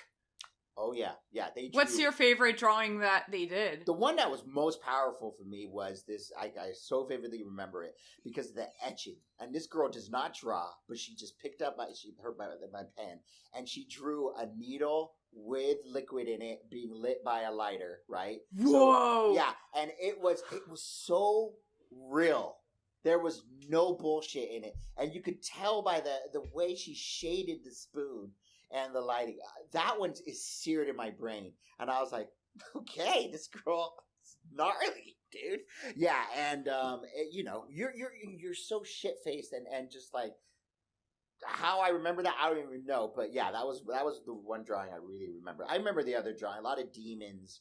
These girls actually drew demons, which is like, whoa, how many demons are in you to draw a demon? Yeah, I was wondering if any of them would draw like something like really cute, like a little like cat with a bow or something. Yeah, but no, it's all like super gnarly. It's kind of dark stuff. I can truly say no girls ever did that. A lot of girls drew girls, but like there was never a moment when they drew a cute character. It was. The whole like psychology of working in the strip club is pretty heavy, and when you get me and a bunch of cartoonists, just we're so innocent, we draw a cartoon. We're not gangbangers, we're not drug dealers, we're not fucking murderers. We're just cartoonists, and we're all lined up there, drinking. Yeah, it was pretty. That almost sounds like an idea for like an art thesis or like a film or something like going around and just having people in strip clubs drawing. Like it weirdly it feels artsy. Yeah, Like as recreating. in a funny way. It Yeah. really does, and I never thought about that at the time, but yeah, and then Yeah. Toulouse-Lautrec never thought drawing his silhouettes and going to fuck my memory. This is V. What's the name of the fucking famous place that Lautrec went to that he did the Showgirls? Oh, Moulin Rouge. Moulin No. Rouge. That's it. Yeah, Moulin Rouge. Yeah. So yeah, it was a funny time. Anyways, though, so yeah, that was. Very, very shit. interesting. I don't know. Maybe that leads into this question from Fenorax on Newgrounds. Where did you come up with the art style you have? What was your muse? Oh, that's funny. Well, I mean, shit. Where does anyone get their art style? I guess it's all been done before. So and then like gotta also give or relate it a little bit to yourself. But my influences come from Alex Toth, creator of Space Ghost, who also did a ton of shows for Hanna-Barbera. He's probably my number one. And then Paul Joe Coker, who did all the Rankin and Bass reindeer Frosty the Snowman cartoons and stop motion cartoons and all that stuff. Al Feldstein, who created Mad Magazine. Well, he kind of he became editor. It's all these things in one. We're all inspired by so many different artists who just kind of blend it and go, oh, I like that artist for that thing. Yeah, because I can tell that you're inspired by some more children's stuff. Little I feel book, like a lot of your I feel like a lot of your stuff does have there's the gnarly element, and it's a lot of times it's something that you wouldn't expect being fucked up or corrupted or whatever, like a cute little, I don't know, milkshake that dances in one of those, I don't know, whatever. Yeah, it's true. I seeing young people now draw and learning off of them as well. It's just when we die and we're on deathbed, guarantee we're going to be like, God damn it, I could have gone for another 100, And I mean, what did famously Leonardo da Vinci? What did he say on his deathbed? I wish I painted more. So it's sad. Anyways, let's go ahead. What's the next one? We'll get through this fast. This was pretty interesting. I'm gonna butcher this username. Believ's Fox on Newgrounds asks, do you think that independent animation can have a viable future on TV channels or streaming services? Would you consider TV equal or better to monitors and mobile devices when it comes to immersion? Okay, hold on. Oh, do you think TVs are better than watching something on TV is better than watching something on your phone? I mean, strictly when it comes to immersion. Yeah, we all are forced to watch every screen size now. Some people think it's sacrilegious. Last night I just wanted to watch this movie called Longlegs on a giant screen. Meanwhile I went home and looked at my fucking tiny phone, whatever. But as far as the first part of that question where he said, wait, what did he say in that first part? I mean, independent animation can have a viable future. Yes, absolutely. It is the future. There is the only way cool shit's gonna be made right now is independent stuff. Right now we're living in an age of IPs. Every fucking thing is a part 2. Everything is an intellectual project that's already been, and it's as insane as shelving your cartoon, V. It's just what are we doing? We have 21 cartoons that are the world's never going to see because no one's doing original project. I mean, there are original projects being made, but for the most part, it's intellectual properties. Now, that we could all too take an intellectual property and make a cool cartoon out of it, which is fine. But the creme de la creme is making your original cartoon. And it's just these executives are not stupid. These people in development are not dumb. They understand fucking Beavis and Butthead came from something. They understand South Park came from something. They understand it's not just an IP for an IP, but we're just living in a very fucked up time right now where IPs is majority of what everyone wants to make. And we will eventually get over this hurdle, but it's gonna just take a little bit of time. Yeah, dude. But independent, you got to go for your indie shit. That is so awesome right now. I'm working on Spider-Verse, and at the same time, on the drive to work every day, all I can think of is what I want to make as a comic book, what I want to illustrate as a fucking cool little thing for me. How do I make sure it's personal? How do I make it marketable? How do I, all these things go through your head. I want to get to this question because it's pretty cool. From Instagram, Jeremy Bernstein asks, what are the most important things to remember when pitching fresh new character designs to a team? How much do you prepare? Do you show reference? How rough or finished are the drawings? Do you take your own notes or rely mainly on production to type them up for you? That's pretty funny. How do you acknowledge, accept, or ignore an awful note? That's Bernie. This is my good friend. He's fucking yeah. That's a really good question, and he know. Oh well, that has got so many levels to it. I'll rapid fire each one. First of all, do you take notes? Yes, I always take notes. Even though in every meeting there's going to be someone there taking notes for you, still take your own notes, and you'll get those notes from that person. But sometimes they miss the exact little tiny thing that the director or the producer wanted. Right? So boom, always take your own notes. Second, do you show sketches and final designs? It's up to you. Some people only show the final. I do both. I show sketches and final designs, whatever it is. Most importantly, when you're showing your work, you've got to own it. You have to own it. You can be ripped apart how good some of these other people in your crew are doing. But when you're up there, if you know you've given it your all, own it. You got to own it. And you'll get this funny feeling inside when you're owning your work. It's like a fucking good punk rock band that has made it and they're doing good music and you're like owning it. You're owning your work. That's a big thing. Yeah, that's so true. Dude, we have this like really funny question on Instagram. Nikita_tattoo asks, your art and cartoons are somewhat demonic, devilish, dark. Do you worship the devil? Oh, that's funny. Yes, I do worship the devil. How fun is heaven going to be compared to hell? All my best friends are going to be in hell. I want to dance with Satan. I think it's just so That's funny terrible. how it's... No. That is going to get me. I fucked with the devil accidentally one time and it backfired. Do not fuck with that shit. Yeah, I mean, I can tell you. I'm not going to... Well, yeah, but you can't just say that you fucked with the devil and it went badly. One time. And then just not say it. That's when you took Scaredy Cat around. That's... You know what? That is fucking with the devil a little bit. That is fucking with it. Yeah, you fucking with the... I'm talking about, I'll give you two examples.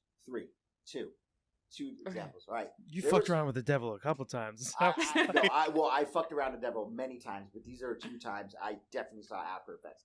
One time was I collect taxidermy, which is scary on its own because people are going to think of me as a fucking serial killer. I have a lot of taxidermy. I have a goat.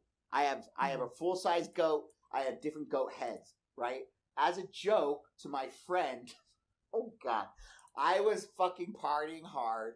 I pulled down my pants and I pretended to fuck the goat head.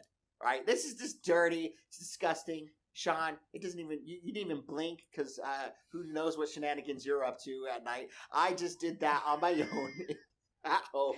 Well, mostly I'm just not surprised that you did. Right. It's not that I necessarily do that, but I'm not surprised. Any repercussions happen. I believe in karma. I do believe in religion. Days after I did that, fucking weird shit started happening.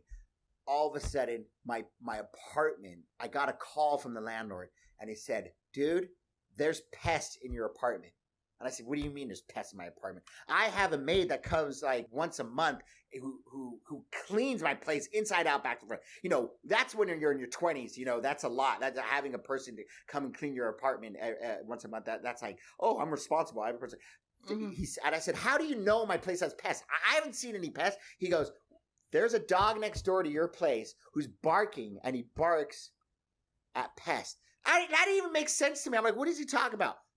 Sure enough, I started getting bit by bugs, and my place had bed bugs. All of a sudden, the week this dog was barking at bugs? Yes, yeah. This dog, I don't know what the fuck. It made all this shit didn't make any sense. All of a sudden, my place is infested by fucking bed bugs. I've lived in this place for 6 years. It's spotlessly clean. As fucking insane as I am, I have incredible hygiene, right? And it's just all so strange. I'm like, what is happening? I went to the fucking ER. My shit, I had bites all over me. They had to connect an IV to me to flush my blood out of fucking shit in my serum. Messed around with the goat, dude. Whoa! I was like, the goat. No. Anyway, that's so That would've been crazy. crazy. That would have been so. The goat was taxidermy. It's dead. The bedbugs can't have anything to live That's off of. true. That. But That's it was true. just that this shit happened, and this is real. You know, this is the first time I've ever actually told that story, and I was just like, I fucked with the goat, and literally fucked with the goat, and who knows if I'm gonna crash on the way home because of this. I'm telling the story and making it so public, but that shit did happen. That's one.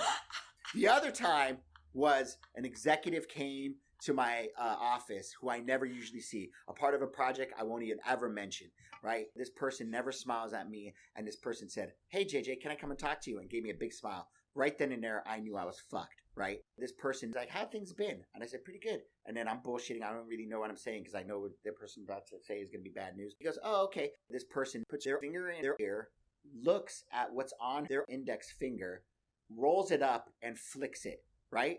I said to myself, when that person did that, whoever did that is attached to a demon. I'm about to get some fucking bad news. Sure enough, I was let go from the project.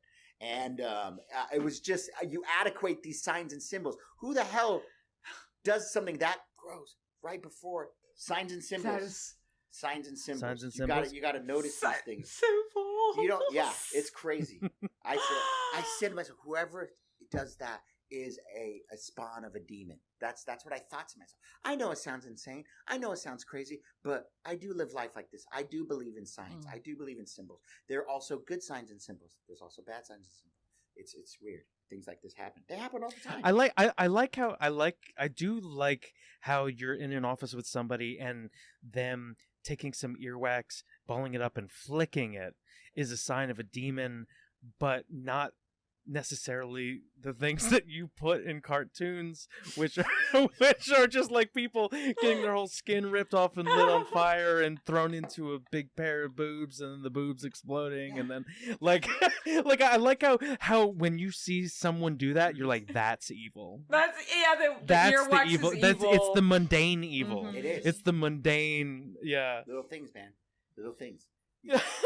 That is actually, yeah. That Be is aware, so all you newbies, all you little Pinocchios out there. You will grow just like I did. You will be taken away by a fox. You will be singing, "I tiddly-dee, it's an actor's life for me." We have so many more questions and they're all amazing, but I definitely want to make sure that we don't take too much of your time, but That's everything is just so fun. Conversation is just so unhinged and so funny. From our previous guest, Wooly Might, they asked Son of the Devil Part 2 when? Oh, God. Again, sometimes you just shouldn't fuck with shit. I'm a grown People man are now. waiting. I'm doing kids cartoons. V and I were both part of this incredible program. Yeah, if we can sell our projects, which is intended for children, deep in my heart, there was no better time in my life when I was watching cartoons as a kid.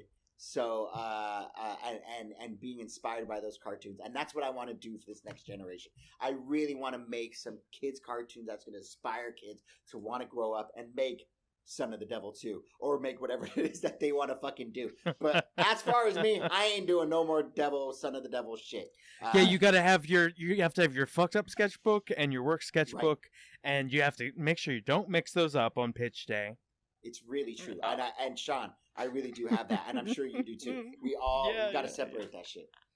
Yeah, dude. That is so true. And maybe, let's see. We have a lot of questions regarding Scaredy Cat. Oh, really? Yeah, the Scaredy Cat. So I'll just give a quick shout out to Miss Ali Guimon, who asked about Scaredy Cat. Nikita Tattoo asked about Scaredy Cat. And we'll do rapid fire. I'll ask everything with one sentence answer.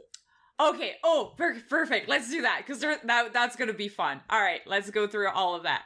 Jonah, the person, also asked when Scaredy Cat will be out. But no, let's do this one. Black-eyed kids. What's the meaning of life?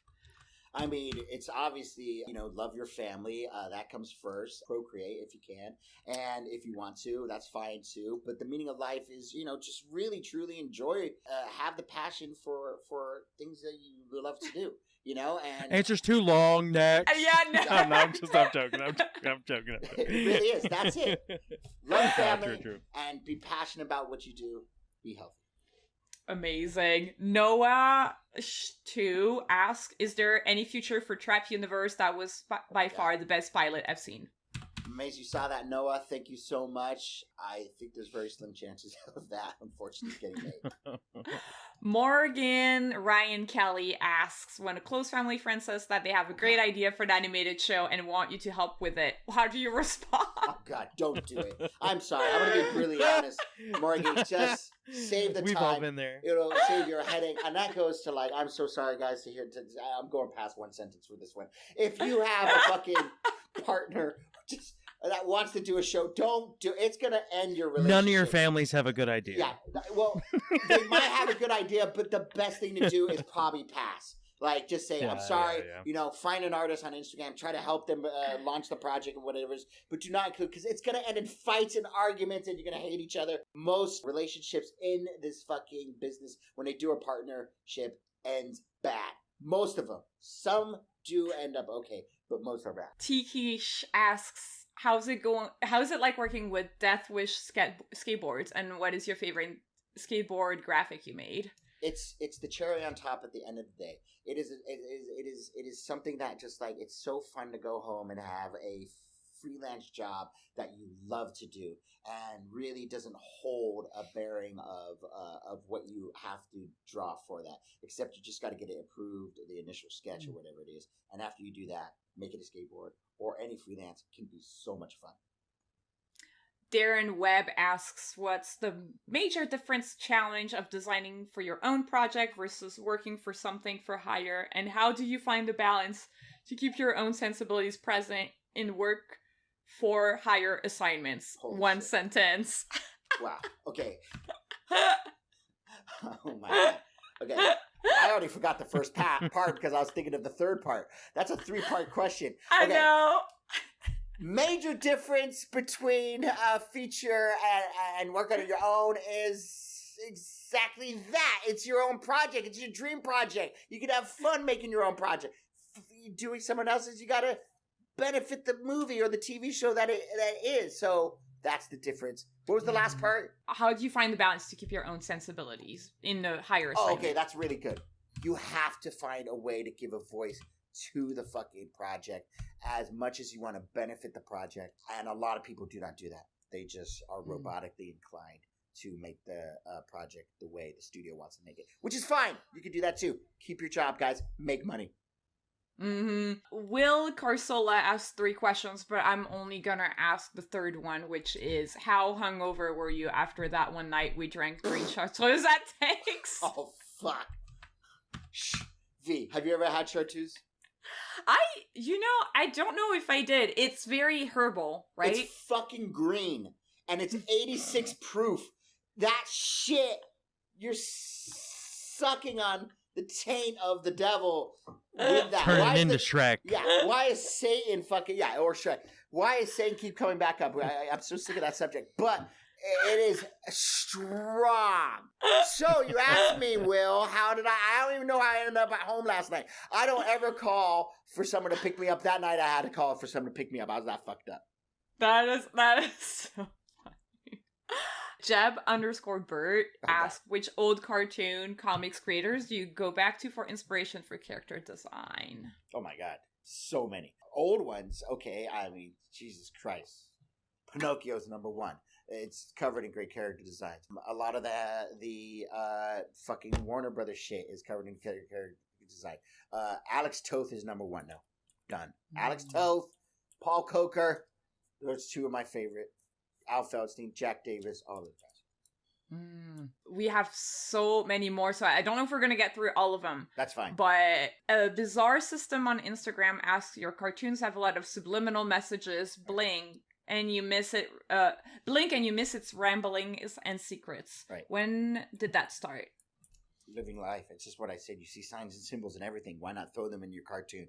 Put yourself in your cartoons. That's it. Mm-hmm. And I guess I'll do the last one. Let's do it. It's pretty funny. Metal Slayer 69 from Newgrounds is asking, do you have any tips and tricks for emulating King Star King in my day-to-day life? P.S. Thanks for the cool cartoons, dude. Wait, do I have any tips in what? To emulate King Star King in day-to-day life. I guess, like, how to be like them in real life. Mm-hmm. How to be like the characters or what? It's how to be like King Star King. Oh, and oh my gosh. Well, yeah, King Star. The best way I can explain is all gas, no brakes. Just fucking go for it, dude. Full throttle. You know, no regrets. Risk it all. No, I take that back. Do not risk it all. That's so easy to fuck up in this industry. I totally take that back. No, but that's only if you want to be King Star King. Do you really want to be King Star King in real life? Yeah, maybe not. No, hell no. Yeah, KSK is risk it all, no regrets, all that bullshit, all the stuff you've heard punk rock bands say. Ooh la la, super, incredible, incredible. Okay, guys, that's all. Oh my gosh, that's all. Yeah, thank you, everybody, for all your questions. And JJ, that's the end of this creative vlog. Thank you so much for being our guest and sharing your story. Fantastic, guys. Thank you so much. It's been a pleasure talking to you. Do you have anything to shout out? Anything coming out you want people to pay attention to? How can people support you? I mean, the best way is just look at my Instagram. That's probably what I use the most for all projects I'm doing and all the shit that's going on in my life. Thank you all. This has been so much fun. I haven't talked this much about animation to some strangers in a while. So this has been so cool. If anyone gets anything out of this, way to go. I'm sure they will. Mm-hmm. And I also want to just give thanks to our listeners. Follow us on social media at CRTV Block, where we ask for drawing prompts and questions to ask our guests. Huge thanks to our editor Clemens for editing the podcast and really putting in the work on this one. Marco for helping us produce the show, and Abuka for creating the short clips that we've been putting out. And if you love our show, you can support us on Patreon. Becoming a patron gets you early access to interviews and access to our Discord community. Please, also, you can also support us by liking, subscribing, commenting, all this good stuff. It helps us kind of rise in the algorithm, that kind of stuff. Click the link in the description of this episode to follow JJ on all his socials and to find our Patreon. I've been your host, V. And I was Sean. Keep being creative, and we'll see you next week. Bye!